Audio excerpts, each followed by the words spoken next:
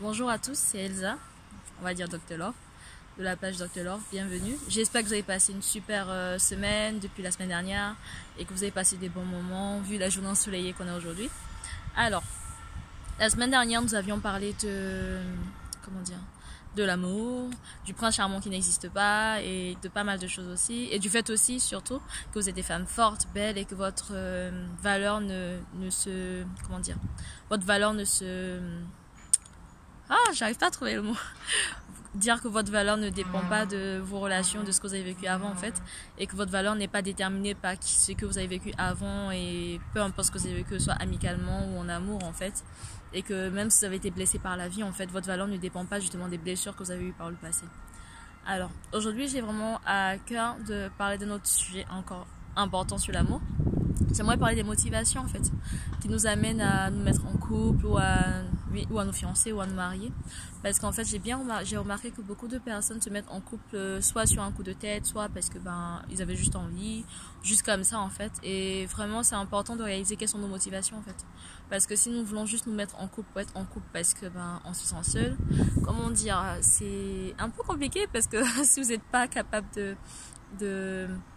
d'être dans votre propre compagnie tout seul et d'apprécier votre propre compagnie, comment une autre personne qui ne vous connaît pas et qui ne vous voit pas tous les jours sera capable de vous côtoyer tous les jours et de vous accepter tel que vous êtes et de profiter de votre bonne compagnie en fait. Donc se mettre en couple parce qu'on est seul, c'est pas vraiment tip top et c'est pas vraiment la meilleure des choses à faire. Voilà. Après, il y a aussi consciemment ou inconsciemment, parce que souvent on se met en couple, mais on se rend pas compte qu'inconsciemment il y a des choses qui sont pas réglées. Et il y a aussi beaucoup de personnes qui se mettent en couple parce que ils ont un contexte familial difficile et qui se disent que en se mettant en couple, les choses seront réglées et comme ça ils pourront construire leur propre famille. En fait, c'est comme s'ils essayaient de prendre la poussière, de mettre sous le tapis. Alors qu'en fait, mine de rien, comment vous dire, si vous attendez de votre relation que vous permette de balayer sur tout ce qui s'est passé avant et de guérir vos blessures, en fait, c'est pas vraiment la meilleure des choses parce qu'on se met pas en couple pour que l'autre personne t'apporte un bien-être, en fait, que t'as pas pu avoir dans ta famille ou que t'as pas pu avoir dans ton entourage, qui va soi-disant te combler, en fait. Parce que mine de rien, c'est pas l'autre personne qui est responsable de te guérir de tes blessures. Si tu es sorti d'une famille où ça a été un contexte difficile, compliqué en fait, tu dois prendre le temps de guérir de ça et tout, et même prier pour ça. Mais tu dois pas attendre justement que ce soit, ton partenaire futur qui vienne en fait te guérir et que parce qu'il est avec toi, que ça aille mieux et que tu sois guéri de ce que tu as vécu. Non, c'est pas la meilleure des choses à faire parce que mine de rien, même si vous allez vous mettre en couple, vous allez peut-être vous marier, être ensemble, avoir des enfants en fait, ça va pas guérir en fait tout ce que vous avez vécu avec vos parents. Certes, ça va prendre le temps, certes, avec le temps en fait les blessures vont s'amenuiser, mais en fait ça va pas du tout guérir en fait tout ce qui s'est passé. Et ce serait dommage en fait d'embarquer quelqu'un dans votre vie et en relation avec vous, juste parce que la personne sera juste comme un pion en fait pour venir vous guérir comme un médecin, pour vous guérir de votre passé, vous guérir de ce qui s'est passé dans votre famille ou même avec vos ex ou avec tout ce que vous avez vécu. En fait, c'est tellement important de guérir de son passé, de tout ce qu'on a vécu avant en fait, de se mettre avec quelqu'un, parce que sinon on fait du tort à l'autre et on se fait du tort à nous-mêmes parce qu'on réalise pas qu'en fait on est avec la personne pour de mauvaises raisons. Et à partir du moment où vous serez guéri, en fait, vous allez plus trouver ce que vous cherchez en cette personne, puisque finalement vous êtes guéri. Au final, la personne elle vous sert à quoi? À rien, puisqu'au final vous l'aviez juste parce que vous aviez besoin de quelqu'un pour vous guérir en quelque sorte. Voilà, ça c'est les deux raisons principales que j'ai eues pour avoir observé autour de moi.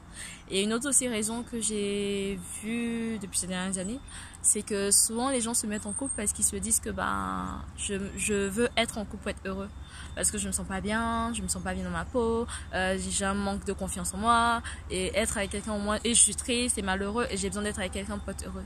En fait c'est pas la meilleure des choses à faire parce que normalement tu es censé être toi déjà seul heureux pour que quand tu seras avec la personne, si elle aussi elle est seule heureuse, ensemble vous serez heureux en fait. Mais si tu attends d'une personne qui te rende heureuse, c'est encore une autre une autre faille, parce que c'est assez compliqué, parce que mine de rien tu peux pas attendre d'une personne qu'elle soit responsable de ton bonheur en quelque sorte. Et c'est pas à une personne d'être responsable de ton bonheur, tu es censé être responsable tout seul de ton bonheur et tu dois pas attendre de ton conjoint ou de la personne qui est avec toi qu'elle soit responsable de ton bonheur. Donc voilà, c'est vraiment ça et prêtez attention à ça. Et vraiment c'était ça ma question, quelles sont nos motivations lorsqu'on veut se mettre en couple ou qu'on veut se marier ou ce genre de choses.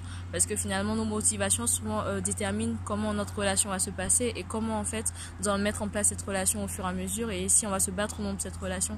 Parce que si nous avons les mauvaises motivations, au final, lorsqu'on sera en couple, quand ça ira mal, vous aurez soit tendance à abandonner de suite, soit vous allez vous battre en vous disant ouais mais j'ai besoin de cette personne et tout. Et finalement, vous allez voir juste ce que la personne peut vous apporter en fait, plutôt que de voir ce que vous pouvez apporter à la personne et c'est dommage parce que je trouve que souvent nos relations sont juste centrées sur nous-mêmes, sur ce que nous on a besoin, ce que nous on veut et nous en fait, plutôt que de voir que la personne aussi a des besoins, la personne aussi est une personne qui vit aussi des choses extraordinaires et qui a aussi besoin de soutien, d'accompagnement et tout. C'est pas nier soi-même, mais dire qu'en fait, il faut aussi être centré sur l'autre. Parce qu'à partir du moment où chacun des partenaires est centré sur l'autre, vous travaillez chacun au bonheur de l'autre et ça marche en fait, que de se dire que non, moi et pas l'autre. Donc voilà, c'était une vidéo vraiment de remise en question, de questionnement. N'hésitez pas à liker, partager et à aussi commenter, me dire aussi vos ressentis. Et je n'ai pas la science infuse, donc j'ai pas forcément raison sur tout ce que je dis, mais c'est vraiment des questionnements en fait que je me posais et des remarques que j'ai vues en observant les couples autour de moi. Donc voilà. Si vous voulez être heureux, soyez heureux d'abord tout seul avant d'être heureux avec une autre personne, d'attendre que l'autre personne soit, soit la responsable de votre bonheur. Voilà, c'était Elsa. Je vous dis à bientôt, à la semaine prochaine pour de nouvelles vidéos, de nouvelles aventures. Portez-vous bien. Au revoir.